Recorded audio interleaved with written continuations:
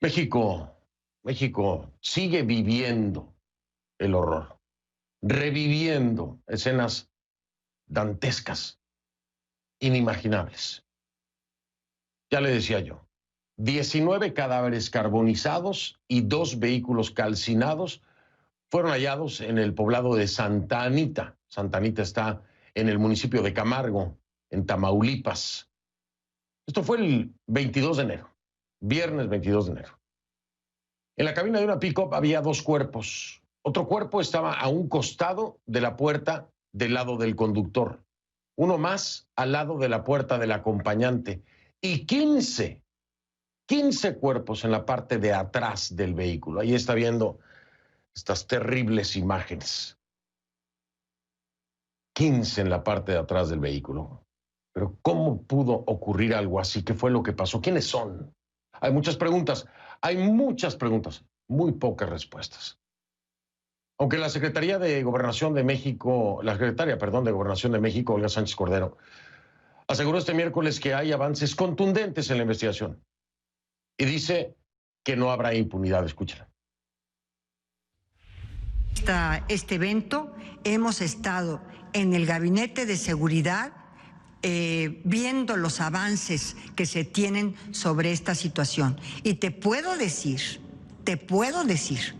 con mucha seguridad que se ha avanzado y que se ha avanzado muchísimo, que tenemos mucha información. Aquí está la secretaria de Seguridad y Protección Ciudadana, no sé si quiera decir algo sobre esto, pero que tenemos mucha información y si me permites, no dártela en este momento, porque tú sabes perfectamente que estas investigaciones tienen que llevarse a cabo en la mayor de las secrecías. Pero sí te aseguro algo, no es un San Fernando. ¿Por qué? Porque estamos avanzando en la investigación de manera contundente. Y desde luego que no va a haber impunidad, eso sí, y también la identificación de los cuerpos, eso también. Bueno, Sánchez Cordero dice que no es un San Fernando, y muchos de ustedes dirán, ¿por qué dice eso y qué es San Fernando? Bueno, lo voy a explicar.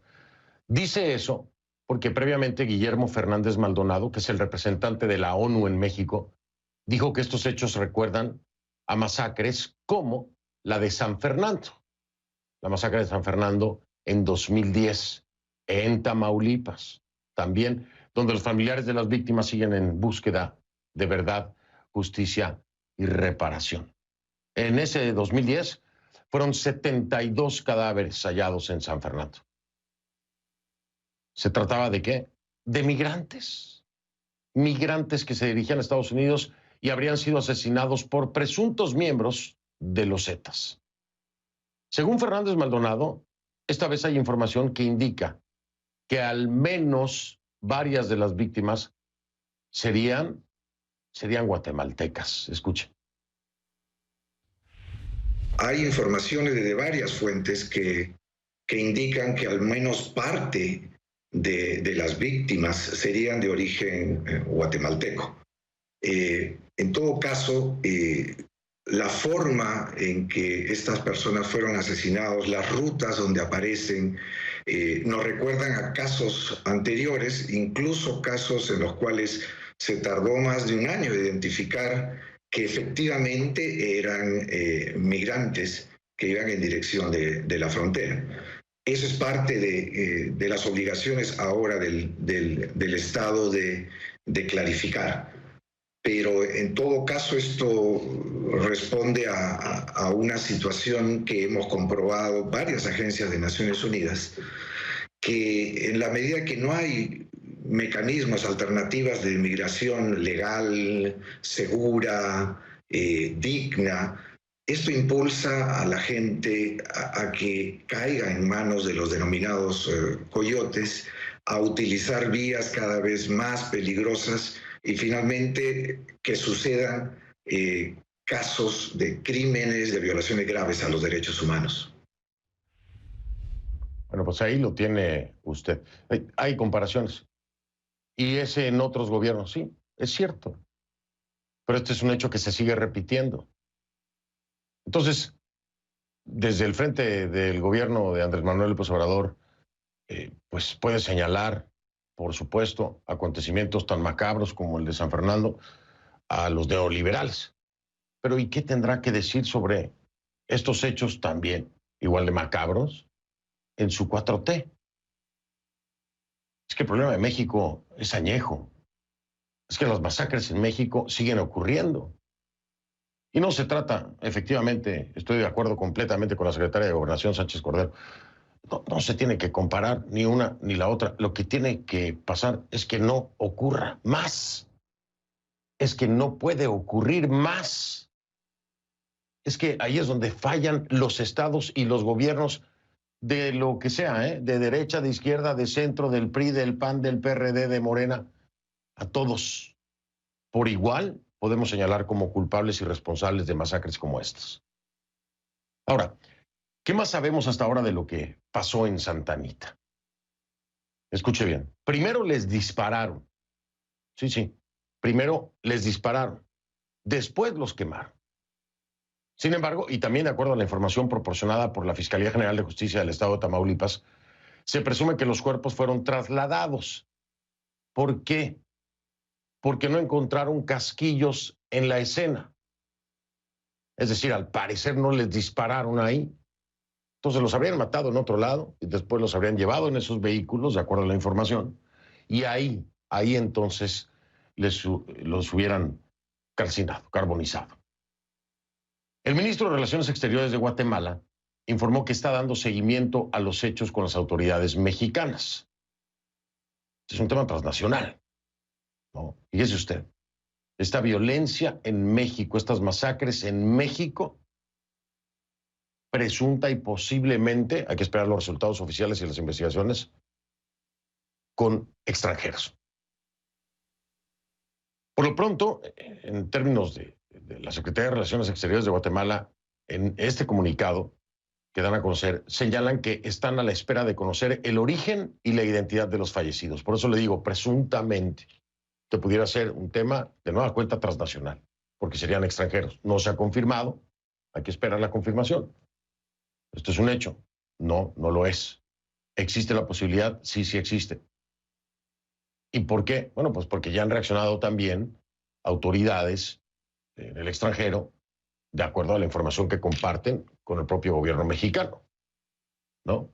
Se está haciendo el peritaje y la identificación, así que todavía no se puede dar por sentado que sean extranjeros. Pero, asimismo, la Cancillería de Guatemala comunicó que la Embajada de Guatemala y el Consulado de Guatemala en Monterrey han activado sus protocolos de atención consular y se encuentran en permanente comunicación con las autoridades estatales y federales de México, los Estados Unidos mexicanos, para determinar si dentro de las víctimas existe alguna persona de nacionalidad guatemalteca. Las autoridades de Guatemala también informaron que han atendido a un grupo de familiares y amigos de las presuntas víctimas de ese país. Entonces aquí añadimos, le voy explicando poco a poco para que entienda este rompecabezas. Aquí ya no nada más existe la sospecha por parte del gobierno guatemalteco a través de la Cancillería, sino que hay un grupo ya de familiares y amigos en Guatemala que dicen, esos pueden ser los nuestros. Y se han acercado precisamente a las autoridades guatemaltecas para decírselos. Este martes se les dio a conocer los procedimientos a seguir para la identificación que implica realizar pruebas científicas que determinen la identidad de los fallecidos y luego el cotejo de las muestras de ADN para determinar si efectivamente son familiares. En este momento ya se les habría tomado esas muestras de ADN. La agencia de noticias AFP reporta testimonios de habitantes del pueblo guatemalteco de Comitancillo que sospechan que al menos una decena de sus familiares figuran entre las víctimas de esta nueva masacre en México. Escuche. Pues la verdad, como tenemos todas las paisanas que están ahí en esa comunidad de Comitancillo y eso, lo que todos se fueron en ese viaje, entonces todos los familiares nos avisaron que sí, todavía ya fallecieron, ¿no? Esa es la razón que nosotros ya sabemos que sí, él va incluido ahí. Que más el guía que ellos llevaban, ¿verdad? Más comúnmente lo llamamos como coyote, ¿verdad? Ese es el primero que llamó a mi hermano, que ya todos los inmigrantes ya habían fallecido. Bueno, vamos con mi primer invitado de esta noche para conocer más información oficial generada hasta el momento.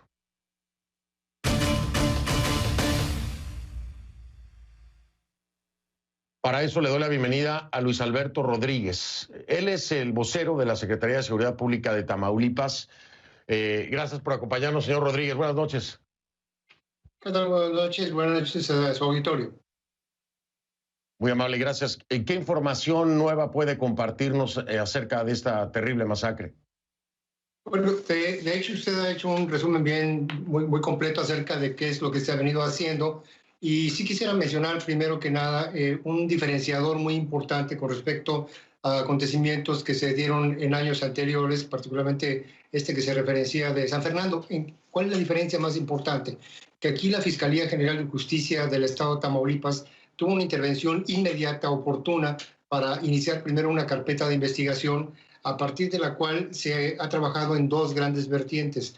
La primera tiene que ver en servicios periciales forenses, que permitieron primero hacer, digamos, el levantamiento de los cuerpos y hacer los estudios de ADN. Ya se tienen las tomas de muestras de ADN, que son las que van a permitir hacer ese cotejo genético una vez que se tengan los perfiles de los familiares que aseguran que sus parientes están entre las víctimas.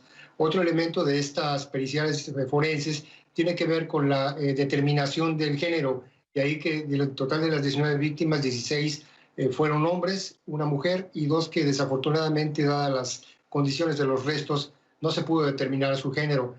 Dentro de esta vía también está este acercamiento, estas consultas que se iniciaron de manera muy inmediata con el viceconsulado de Guatemala en Nuevo León, precisamente para conocer la situación y después ofrecer toda la colaboración. Ha habido un contacto muy estrecho ya con las autoridades de Guatemala. De hecho, y el ministro de Relaciones del Exterior de Guatemala y el viceministro también mencionaron que, y esto es muy importante, ellos señalan que tienen 15 muestras de familiares de potenciales víctimas de esta situación. Ellos incluso mencionaron que tal vez al final de esta semana tendrán ya nuevas muestras, las cuales por las vías diplomáticas serán enviadas a Tamaulipas, donde vale la pena mencionar hay un banco de ADN y un laboratorio de genética muy avanzado, de los mejores en el país, donde podrá ver esto que es la certeza jurídica, objetiva y científica de que las personas son las que se indican. Esto es la identidad de las personas y posteriormente, bueno, se podrá saber su origen. Esta es una de las vías que se ha venido trabajando. La otra tiene que ver con las circunstancias, saber qué es lo que ocurrió. Inicialmente lo que se conoció eran tres aspectos importantes. Una camioneta de las incendiadas, una Toyota, tenía placas del estado de Nuevo León. Una camioneta que ya había sido reportada, que había estado en algunos ilícitos y que, bueno, volvió a estar en circulación. Eso se está investigando, se está analizando por qué andaba nuevamente en esta situación. Junto con el estado Señor Rodríguez, perdón que lo interrumpa. Ahora me sigue dando detalles. Esto es muy importante. Quiero entender. Algunos reportes decían que se había encontrado una placa de Nuevo León, del estado de Nuevo León, y ahora usted me dice que uno de los vehículos tiene la placa de Nuevo León, que habría participado en algunos ilícitos anteriormente. ¿De qué ilícitos estamos hablando y dónde se habrían cometido los ilícitos utilizando ese mismo vehículo? Sí, son precisamente los elementos, es lo que venía yo diciéndole precisamente, en el sentido de que son elementos que se están analizando, se están investigando junto con la Fiscalía del Gobierno de Nuevo León a través de estos mecanismos de colaboración. Este es un elemento que se está analizando, se va a saber las circunstancias, por qué, y ese es un elemento. El otro tiene que ver con un testimonio en el que se señala que estos vehículos cruzaron de territorio de Nuevo León hacia territorio de Tamaulipas. Y creo que también información inicial que se obtuvo, que está siendo corroborada en trabajos de campo que todavía están haciendo las autoridades ministeriales, es que no se encontraron casquillos en el lugar, a pesar de que los cuerpos presentan heridas de arma de fuego.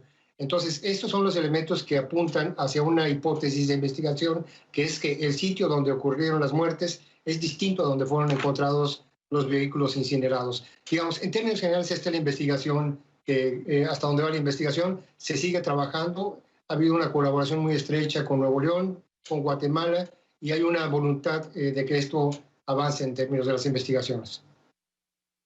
¿No descartan entonces la posibilidad de que incluso el crimen, es decir, el asesinato de estas 19 personas haya ocurrido posiblemente, presuntamente, en territorio de Nuevo León y después los hayan trasladado a Tamaulipas, es decir, a territorio tamaulipeco? ¿Esta es una posibilidad, es una línea de investigación? Digamos, la línea de investigación apunta efectivamente a que es un sitio distinto, está muy cercano, y eso yo creo que es muy importante ubicar geográficamente. Digamos que son 400 metros, no más de 1 kilómetro de la línea que limita Nuevo León del estado de Tamaulipas. Ahora, es muy importante, es un ejido, es una zona ejidal donde hay muchas brechas y hay despoblado. Este es otro elemento importante. No es que haya un núcleo de población, es zona despoblada y hay brechas en esa zona.